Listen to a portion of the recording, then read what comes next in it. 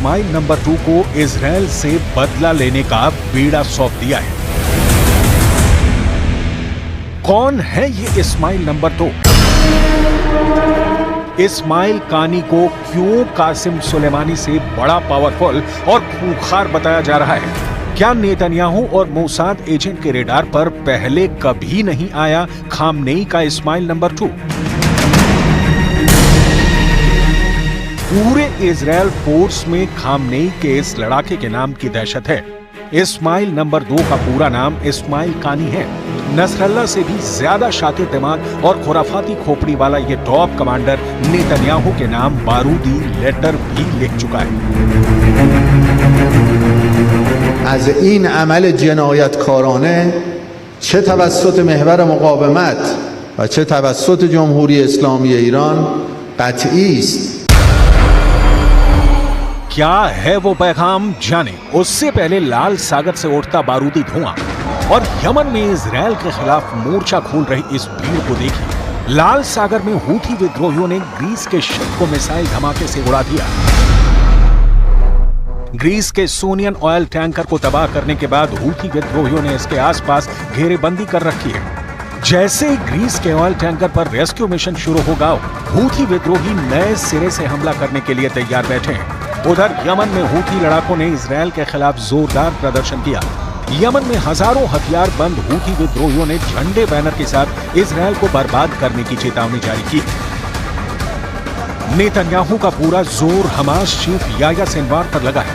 Gaza और खान यूनिस में IDF Sinwar के पीछे पड़ी है, मगर खामनेई तेहरान में बैठकर इजराइल के लिए नई मुसीबतें खड़ी कर रहे हैं। ईरान के सुप्रीम लीडर का वॉर प्लान इजराइल से 4 कदम आगे का है। पहले हिजबुल्लाह के हाथों इजराइल को दहलाया गया, नसरल्ला को वॉर जोन में लाया गया, हूथियों से हमले करवाकर इजराइल को भटकाया गया और अब इजराइल के सामने मौत की शक्ल में आ खड़ा हुआ इस्माइल नंबर 2। इस्माइल 2 का नाम नेतन्याहू के लिए अब शक्ल साबित हुआ है। वजह उनकी कैबिनेट मीटिंग में रक्षा मंत्री गैलेंट से उनकी तू मैं कही जा रही है। बेंजामिन नेतन्याहू और रक्षा मंत्री योव गैलेंट के बीच जमकर बहस हुई है। 29 अगस्त को सिक्योरिटी के मामले में कैबिनेट मीटिंग के दौरान ये बहस हुई। दोनों नेताओं के बीच फिलाडेल्फी कॉरिडोर में इजरायली डिफेंस फोर्स की तैनाती को लेकर झड़प की नौबत आ गई। टाइम्स ऑफ इजराइल की रिपोर्ट के मुताबिक नेतन्याहू ने गैलेंट से फिलाडेल्फी कॉरिडोर में सैनिकों की तैनाती को बरकरार रखने को कहा था, जबकि गैलेंट फिलाडेल्फी कॉरिडोर के बजाय गाजा में बंधक बनाए गए इजरायली लोगों को छुड़ाने की वकालत कर रहे थे। जोरदार बहस के बाद फिलाडेल्फी कॉरिडोर पर मंत्रियों को वोटिंग कराने की नौबत आ गई, जिससे भड़के नेतन्याहू ने साफ साफ कहा कि हमास हमारी शर्तों को मानने को तैयार नहीं, यानी समझौता नहीं होगा और ना ही बंधक छोड़े जाएंगे। उधर फिलाडेल्फी कॉरिडोर में इजरायली सैनिकों की तैनाती पर मिस्र भी भड़का हुआ है। फिलाडेल्फी कॉरिडोर गाजा और मिस्र बॉर्डर पर 14 किलोमीटर लंबा इलाका है। इसे सलाह अल दीन कॉरिडोर भी कहा जाता है। मिस्र और इजराइल के बीच 1979 के कैंप डेविड शांति समझौते के तहत इसे बफर जोन रखा गया। फिलाडेल्फी कॉरिडोर का इस्तेमाल इजराइल सप्लाई रूट की तरह करता है। वहीं हमास लड़ाकों पर इस कॉरिडोर के जरिए हथियारों के स्मगलिंग के आरोप लगते हैं।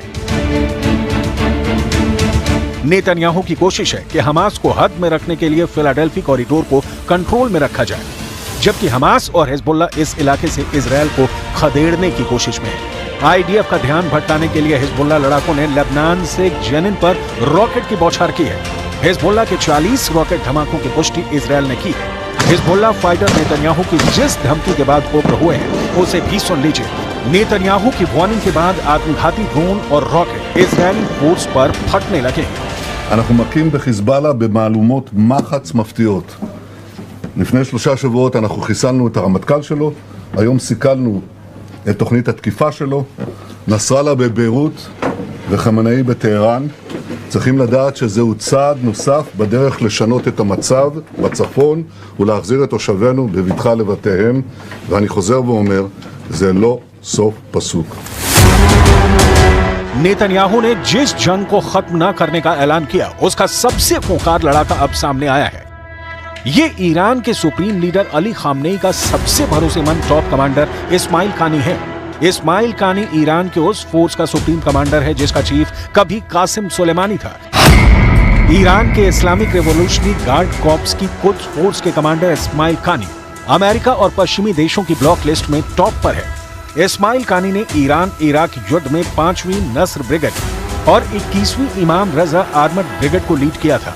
1981 में इजराइल कानी ने तेहरान की इमाम अली ऑफिसर्स एकेडमी सैन्य प्रशिक्षण लेने के बाद कुद्स फोर्स ज्वाइन की। IRGC जनरल सुलेमानी ने इस्माइल कानी को 41वीं थरल्ला डिवीजन का कमांडर बनाया था। थरल्ला कमांडर रहते हुए इस्माइल कानी ने अफगानिस्तान, तुर्कमेनिस्तान और पाकिस्तान बॉर्डर की रखवाली की थी। साल 1997 में कानी को कुद्स फोर्स का डिप्टी कमांडर बनाया गया। जनरल कासिम सुलेमानी की मौत के बाद खामनेई ने इस्माइल कानी को कुद्स फोर्स का चीफ बनाया। इस्माइल कानी पर खामनेई को सबसे ज्यादा भरोसा है। इजराइल से बदला लेने के लिए कानी ने जो पैगाम भेजा है उससे मेजर जनरल मोहम्मद बाघेरी की जुबानी सुन लीजिए। جمهوری اسلامی ایران در بازی‌های تحریکات رسانه‌ای و غیر آن نمی‌افتد و خود نسبت به چگونگی و زمان اقدام انقلابی خود تصمیم خواهد گرفت. محور مقاومت نیز هر کدام به تناسب توانمندی‌ها و تدابیر خود این انتقام‌ها را صورت خواهند داد که روز گذشته بخشی از آن رو इस्माइल हानिया की मौत के बाद इस्माइल कानी ने नेतन्याहू के नाम एक ओपन लेटर लिखा था जिसमें हानिया की जाबाजी का बखान करने के साथ कानी ने इजराइल को सबक सिखाने की धमकी भी दी थी। हालांकि खामनेई के इशारे के बाद इस्माइल कानी काफी दिनों तक शांत बैठा रहा, मगर सही मौके का इंतजार अब खत्म हो चुका है। इजराइल हर फ्रंट पर दुश्मनों से घिरा हुआ है। हूथी, हमास और हिजबुल्लाह की तिकड़ी ने नेतन्याहू को 3 मोर्चे पर उलझा रखा है। ऐसे में जल्द कुद्स फोर्स चीफ अपनी चाल चल सकता है। इस्माइल कानी IRGC की जिस कुद्स फोर्स का चीफ है वो विदेशी जमीन पर सीक्रेट ऑपरेशन के लिए कुख्यात है। कुद्स फोर्स ईरान के सर्वोच्च नेता अयतुल्लाह अली खामनेई को सीधे रिपोर्ट करती है, यानी इस्माइल कानी को खुली छूट है। इस्माइल कानी के पास 5000 ऐसे खूंखार लड़ाके हैं जो सिर पर कफन बांध कर रहते हैं। इस्माइल कानी की लीडरशिप में कुद्स फोर्स की ताकत सीरिया के सिविल वॉर में दुनिया ने देखी है, जहां बशर अल असद के समर्थन में जुटी कुद्स फोर्स ने पश्चिमी देशों की संयुक्त सेना को धूल चटा दी थी। ये कुद्स फोर्स ही है जिसने इराक में 70 से भी ज्यादा शिया मिलिशिया ग्रुप बनाकर सुपर पावर अमेरिका को दहलाया है। मतलब इस्माइल कानी के वॉर प्लान सॉलिड होते हैं। इस्माइल कानी ने ज्यादातर मिशन में 100% सफलता हासिल की है। अली खामनेई के सबसे भरोसेमंद टॉप कमांडर को अब इजराइल से बदला लेने का जिम्मा मिला है, तो जल्द बड़ा धमाका होना तय है। इस्माइल कानी के लिए नेतन्याहू क्या प्लान बनाते हैं?